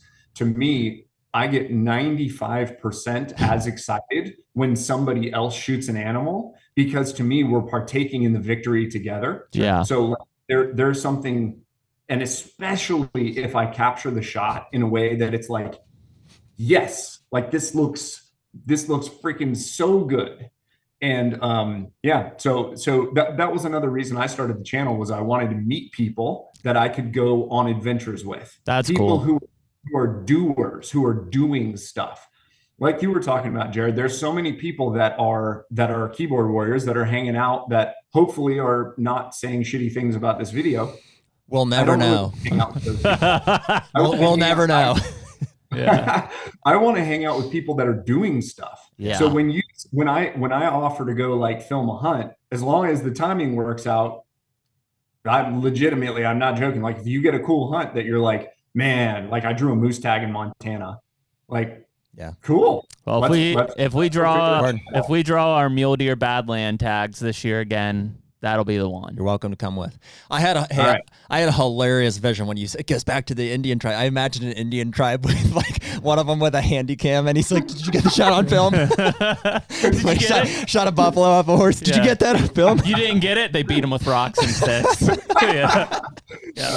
No, I do truly think that they're the thing that would bind a tribe together and would make people not be jealous or be upset about going out as a group is this celebratory victory of a hunting party where everybody comes back and everybody's celebrated, even though it may be one dude who actually, that's a huge point, Brandon, because like Jared and I have had this conversation before, and we individually have gone out and, killed good bucks and had good hunts. But if you don't have somebody to share it with, it takes away from some of that emotional high that you have in that hunt. And that's not saying that, hunting is still a very solo sport, a very emotional thing to be kind of alone with you one-on-one with that animal. But in the event of success, I would assume most people listening to this have somebody that immediately they're calling or somebody that they're having come out and help them. Right.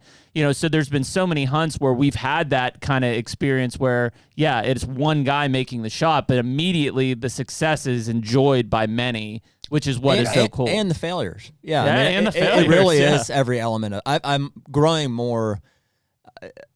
I would admit that, I think, more. Like, because there was a period of time where I was like, I don't need anybody. I'm hunting because I want to hunt. That's my mission.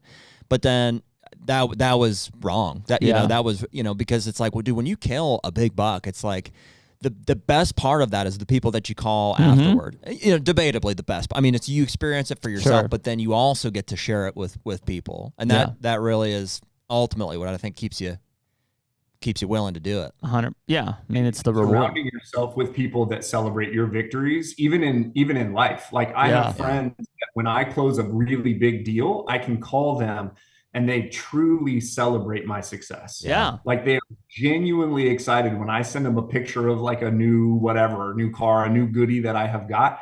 They are stoked for me that I'm having that experience, and they do the same thing. And that's those are the people you want to surround yourself with. 100%. Who is that says he's giving life advice? Says be careful who you share good news with. You heard that? I've heard it before, but I don't remember who said it. I think that really hits home though with what we're talking about. Yeah. Yeah, and because there'll be people, and again, it ties back to the Bowmar thing. Like all of the things that the Bowmars have and are doing, from the public opinion side, there is a sense of jealousy, right? There's a sense of envy to like what they have and maybe what that person doesn't have. Even with the three of us talking here, it's like, I don't run a multi-million nutrition business that can make me fly private air and stuff. Like there's an amount of envy there to drive. And with that obviously comes criticism, because again, if you're doing all these things and all of a sudden it's like, did you do it fair or did you cheat your way there? Then that's the public opinion aspect that starts to come in. And again, I'm not saying that it's right or wrong from their angle, but the public is for sure going to be quicker to put judgment on you because you've been out there saying, look how successful I am. Look how successful I am. And then all of a sudden it comes into like, well, did you cheat to get there? Because if you did, now you're in deep shit. And you should be. That's one of the reasons, like when judges and cops commit crimes, the punishment should be twice as bad as absolutely for everybody.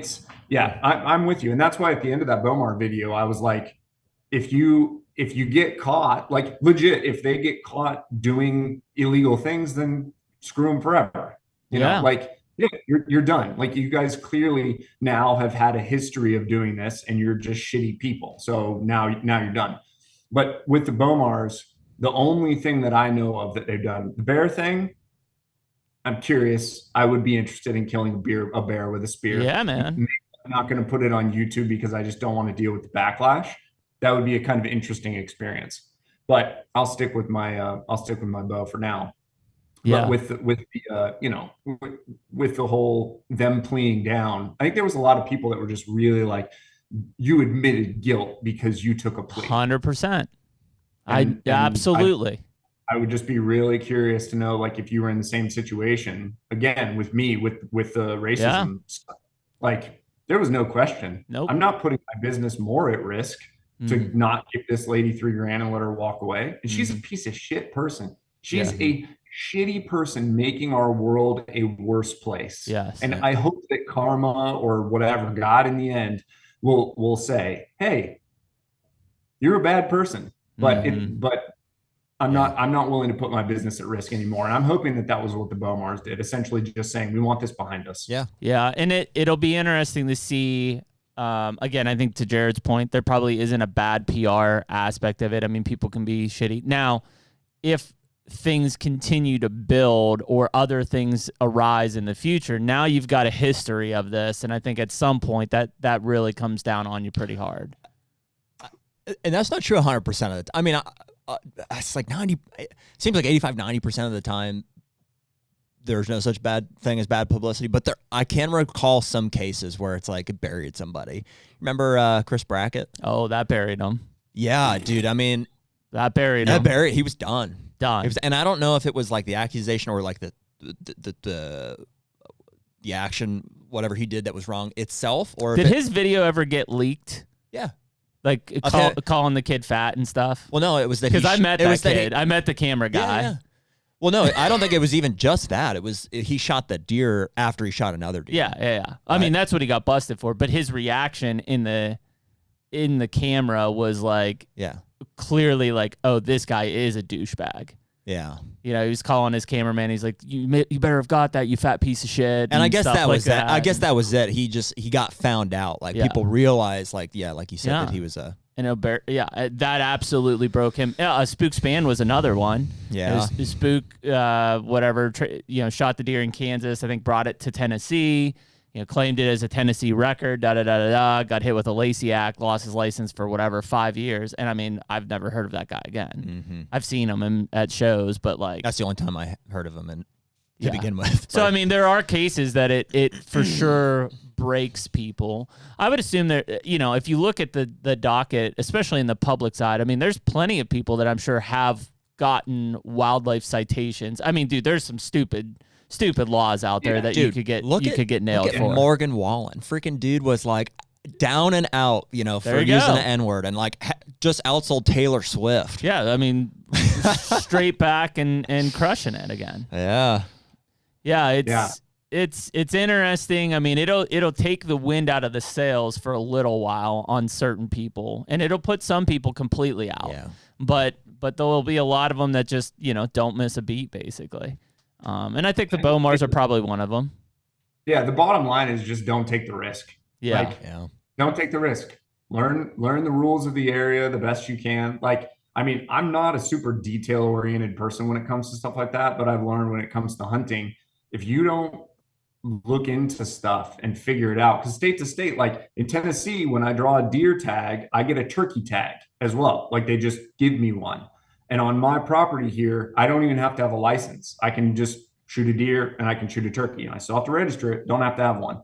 But going to other states, there's all sorts of just different funky rules that have nothing to do with morals or ethics, nothing like that. It just has to do with the law. Here are the rules. You must follow the rules. It's just safer. Just learn the rules, follow the rules. And if people are cheating or people are breaking the rules, then and there will be honest mistakes made. It I mean, will. people 100%. inevitably will make honest mistakes. Whether it's I didn't understand this, or I called in this, but I called it in after I moved the animal. Like I didn't put a proper tag on this. Like there will always be honest mistakes. They're confusing. Like in different some different states, we have to read this thing 5 times. I'm like, I'm not sure what we're supposed to do here, and the answer is like call a game warden and find out. And yeah, I mean, it's probably what you should do, but. Mm-hmm.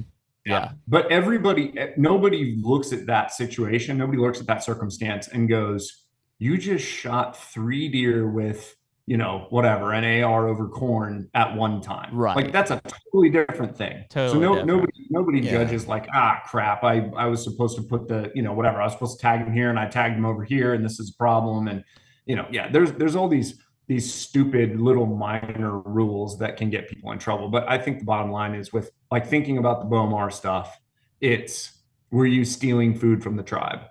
Yeah. And are you stealing food from the tribe? Like, are you doing something weird so that you're ending up with 200-inch deer on your property all the time? I don't know. I'm curious how big his farm is. You bring up some very interesting points about that. There's going to be some questions that arise about that. Again, rumor mill, take it for what it's worth. I've talked to. And we don't want to be a source of any of those rumors. I'd love to have them on and just ask them. Yeah. I've talked to people around that area that have not seen those deer, and so it's like, what are the odds of them staying on his property and not being shown on neighbor's property? And some of it is not direct word of mouth. It's secondhand, third hand, so who knows if it's bullshit or not. But it definitely, you start to scratch your head when and I mean, maybe the dude's the best whitetail buck killer on the planet right now. I don't know. But it definitely starts to scratch your head when you think and do the math of how rare is a 200-inch buck and how is it possible to continue to shoot 200-inch buck year after year, multiple in the same year. Like there's a point there where it's like, oh man, like this guy's good. And then eventually you're like, wait a minute here. I get like the Seek One guys, you get how they do it. Like it makes the way they do it is because they're networking and they're getting other people. They're traveling to they're hunting completely different herds around the country. And even still, like those guys very rarely are killing 200-inch deer. I mean, they're killing giants. Don't get me wrong. I'm going to say anything over a 170 is you're in that age class and size class of just like giants. Yeah, ridiculous size. Yeah, Booner would be the name for that.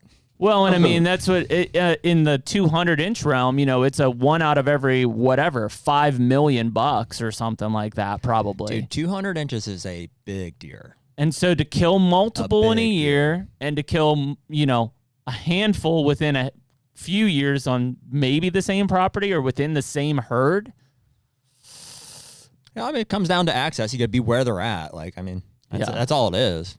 A 200-inch deer is not harder to kill than a 160-inch deer. He just has to be there. There just aren't as many of them. Yeah, just rare thing. Yeah, I don't know. I mean, but it and again, had the Nebraska stuff and things like that not come up, I probably wouldn't even have said anything. Been like, dude's killing 200-inch deer. Now all of a sudden something comes up in the public that taints your image a little bit, and then it's like, well, what else could come into question? And in Brandon's example, it's like, well, we could do a 5-year look back, or you can just plead down. Yeah. Interesting. I don't know. I mean, I like to imagine that over the long run, we probably find out. Like 10 years from now, we probably figure out if somebody's consistently doing something wrong. But I mean, I've also heard Josh on, I can't remember if it was his own channel. I mean, he's talked about like game wardens where Sarah gets out of the blind to go pee and the game warden's looking at her with binos. Wow. Like, can you imagine that feeling? I'd probably break somebody's jaw. Dude. But what are you going to do? Like the game warden is trying to make sure that you're not, not cheating because we suspect you of cheating. And now all of a sudden you're getting to see my 0 to 1,000,000 without showing your butthole. And who's getting out of the blind to pee? That's my question. A female. I think I think that was the example. I mean, it's a good example. I mean, Josh should go Hulk mode and flip that truck, probably. Can you imagine seeing that dude coming towards you pissed off? No. There'd be some sweat. Well, it'd be like if, Yeah, Jared gets mad at you. Yeah. Comes across the table. Not quite. He's bigger than I am, I'm pretty sure. Yeah, that dude's a monster. Yeah. No, he's well, a and I monster. mean that's the kind of stuff that and unfortunately, I think that a lot of these celebrity-esque people probably are on the radar, not in a good way, right? Because it's just like, especially if the desperation for making those 13 episodes, all needing to kill.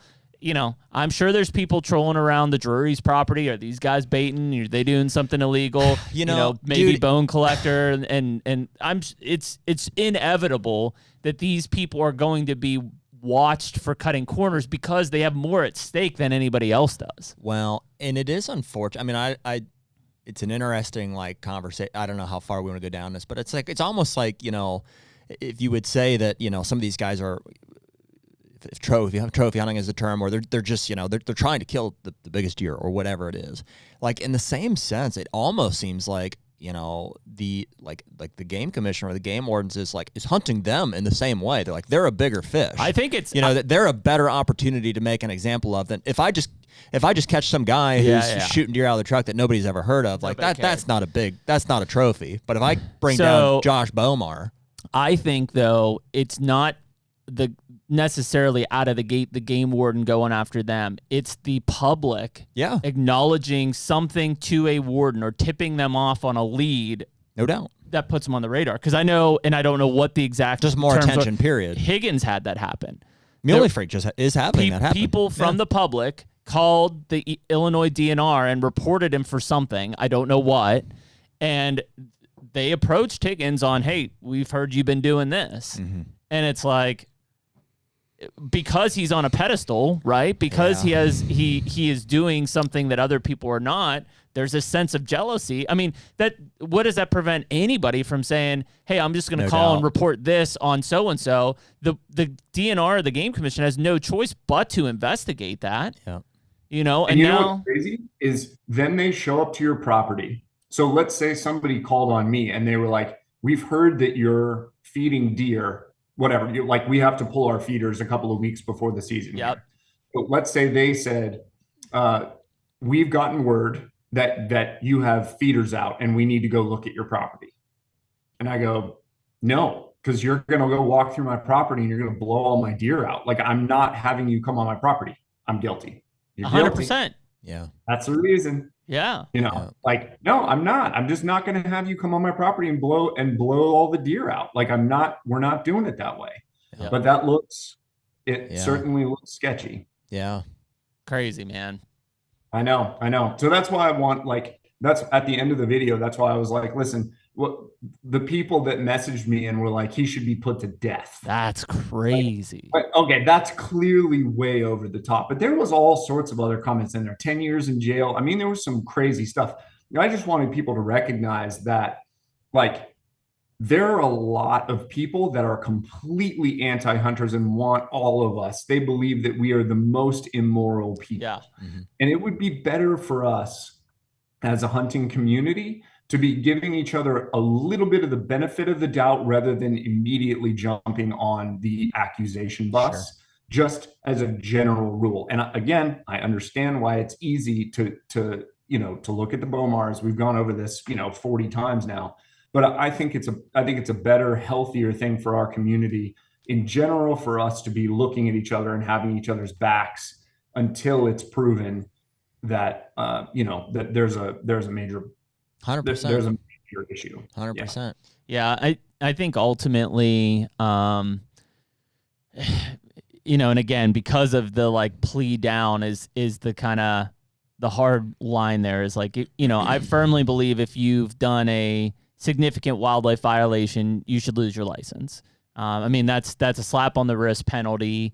You basically blew your opportunity, your privilege to hunt. And this is where people are saying, well, it's not a privilege, it's a right. It's not, and in some states they're making it rights or they're trying, but it's still a privilege. And if you screw up, you get that taken away. Just like if you drive drunk, you're going to get your license taken away. That's how it works. Now what's interesting, and I don't know, we kind of briefly searched it and I don't know if it happened, is, 48 of the states have this pact law Whereas if you lose a license in, let's say, Tennessee, you also lose your license in Kentucky, Pennsylvania, Michigan. It is a cooperative to pull from all of those.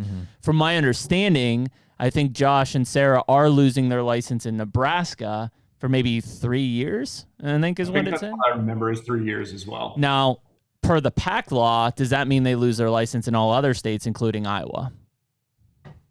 And I don't know. Question. And I don't know if he knew the answer. Like, I don't know that one came up. One of the things that did come up was, are you still allowed to own firearms? Like, are you allowed to have firearms right now? And he didn't know the answer to that. Because was it a felony? I don't remember. I don't think so. Probably not. No, if they pled down, it probably removed it. If it was a felony, then it's a very clear, like, no, you're not. Yeah, I don't think it was a felony. I think that was part of the plea down. I don't think it was either. My interesting thing would be, and this is where it's probably a gray line, is let's say hypothetically based on PAC law, he loses his license in all other states for 3 years. In Iowa, as a landowner, I think you can still kill one buck without a tag. Need to buy a license. Right. So that's a couple states. Ohio, you can too. Can he still hunt in his home state? If the answer is no, that 3-year sentence could be as damn close as a death sentence in the hunting industry as possible. Because in 3 years, you may be irrelevant. Nah, because he'd just keep going to Africa, and then his 200-inch deer on his property turned into 250s. Yeah. I agree. There are some offenses that probably warrant losing your hunting license, period, like across all states. But I definitely think that there are some offenses where it would warrant the loss of a license in maybe your own state or a state, but not all states. I mean, but that's the whole point of the PAC law is if you did it in one state, then everybody else acknowledges it. Mm-hmm. Yeah, but I agree that, like, what we're talking, the severity of the punishment. I read something about a dude who got caught.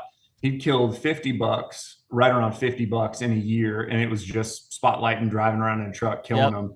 And then he just cut the heads off and throw them in the truck and take off. Like, yeah, straight to jail. That is such a ridiculous, ridiculous infringement on the law. You should definitely end up in jail for quite a while, and you should lose your license for a long. Well, and here's the problem with that: he's not going to give two shits that you took his license. He's still going to do it, right? I mean.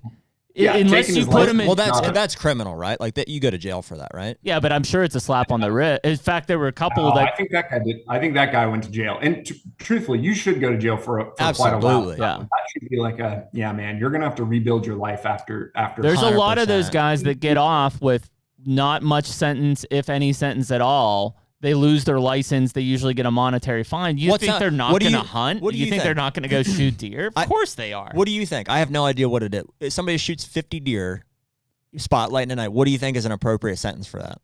15 years.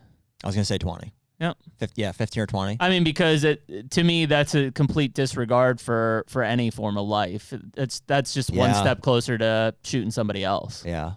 Yeah, and the chances of him drinking while he was doing it or using illegal, like all the subsequent charges. Yeah, that come along with that. Not trying to stereotype that person, but okay, cool. You give them whatever, a $5,000 fine per buck. You think they're going to pay $250,000? You think they have $250,000 in assets to their name? Fuck no. I don't have that. I think you got to start cutting people's hands off. Just cut a hand off. Yeah, that's it. Around, cut their hands off. How are you going to go out and shoot poached deer now, asshole? Finger off. Yeah. No, like we talk about this a lot. If the punishment was for speeding was that you would lose like your right foot, like the punishment for speeding, nobody. Dude, let me ask you this, though. Have you ever tried going the speed limit? Dude, those things are freaking ridiculous. Yeah. Like, in a 45, I've intentionally, my wife would be like, hey, you're going a little fast. I'd be like, okay. And I'll slow down to the speed limit. I'm like, good? And it's just like, okay, this is kind of crazy. Well, we were driving, it was my truck, and then my wife was behind me in her 4Runner coming from Kentucky. And she calls me, and she's like, you need to slow down. And I'm like, I'm going 78 and a 70. She's like, no, you're going 86. And apparently, because I have bigger tires and stuff, my speedometer is not calibrated correctly. See, that's what I would tell the officer too. The thing with my bank account is She's I have like, to. you were flying. I was like, really? I was like, it looks like I'm going 8 over. I said, I've got it on cruise control. Well, gentlemen, I have enjoyed this. I've got a lunch appointment. No, in you're Nashville good, man. To take an hour and get ready for. But yeah, I've really enjoyed this, and I'm not joking. You guys, let me know if you got a hunt. We'll come. We're in a few draws, so experience. We'll let you next time.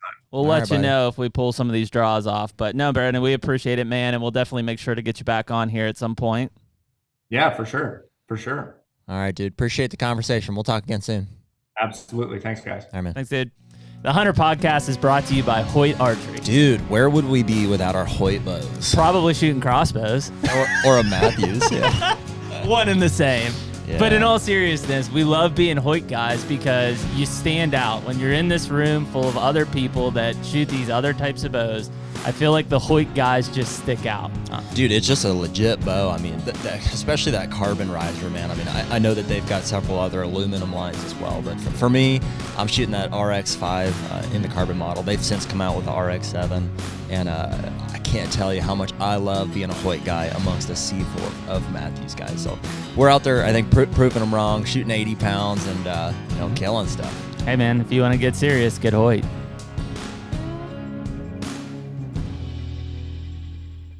And awesome. Very cool. Yeah, I mean, I know of what Brandon initially shot over to us. He's like, here's a list of items we could talk about. We're like, yeah, I don't know. We'll just kind of like. Was there a list of mine? I didn't read it. Yeah. His ideas, at least, on what to cover. And I was like, no. Oh, yeah, because I responded and told him, I said, dude, if we think about it, it'll ruin it. Like, just get on and Let's we'll just go. let it rip. Which is why we talk about buttholes. Right. So we would never plan that out appropriately. Never say we would never. have botched it, at least. Never say, yeah. We would have botched it. Less organic of an approach, for sure. Yeah. So, but no, really cool conversation. And I think, again, addressing this kind of community and this kind of court of public opinion, really, whether you talk about the real world or the hunting industry, I mean, that shit could ruin you just as much as if you're found guilty or not, and ultimately even the rumor mill on some of these things is really going to taint people or has tainted companies in the past and who these people are and why they do it. I definitely think that, the Bowmars will probably weather this storm. If something else comes up, then it's starting to be like, hey, these are too many coincidences type of thing.